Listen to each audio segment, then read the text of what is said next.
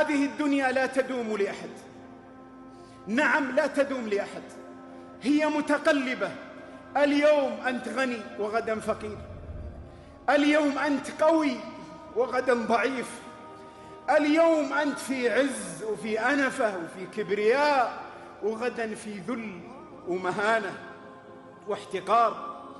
اليوم منصب، حولك الناس والبشر يقدمونك في صدر المجالس، يحبون راسك، يتفاخرون بك، التكريم والعزائم وعلى شرف فلان.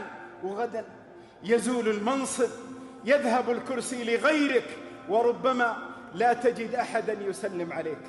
لا يبقى إلا تواضعك. نعم، لا يبقى إلا تواضعك وخدمتك للناس واحترامك للناس وذكر